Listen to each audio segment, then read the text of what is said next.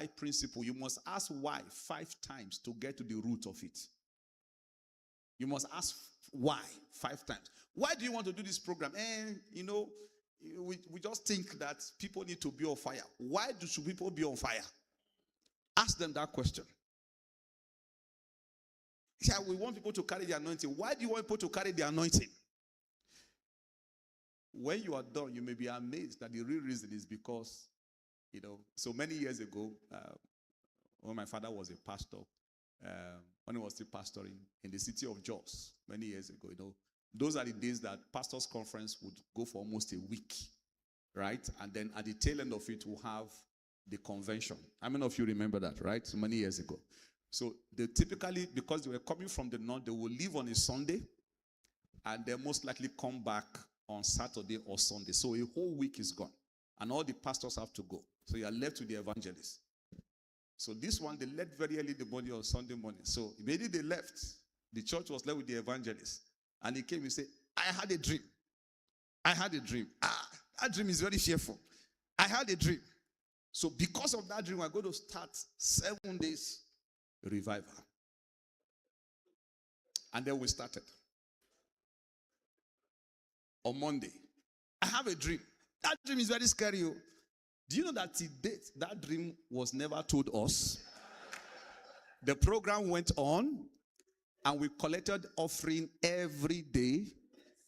So, of course, I was there. I wasn't a pastor then, so I was at home. So when my father came, I said, how are you people doing? I said, we had a very busy time. We're going to church every evening. Oh, really? Every evening? Yes, we're going to church every evening. We had a revival and everything. So my father said, okay, that's good. And then he called the evangelist. How are you? I understand the program. Yeah, the program was great. This, that, and everything. Of course, when you finish telling all those stories, you must bring the offering to the apostles' feet, right? So, offering never came. It never came. And the rest, as they say, is what? Is history. Glory to Jesus Christ.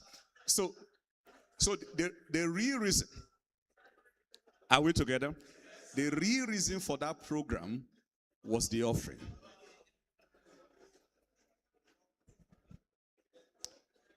So the moment you get the why right, then you are set for the next question. What am I going to do?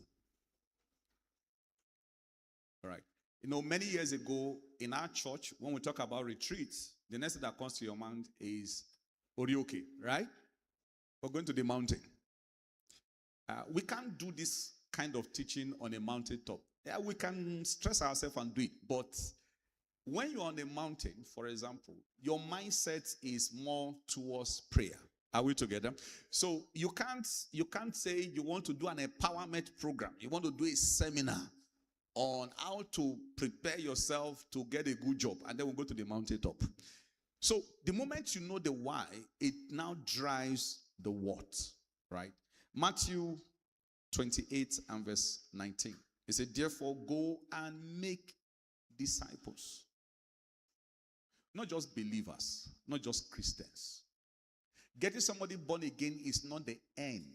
It's actually what? The beginning. It's the beginning. It's not the end. It's the beginning.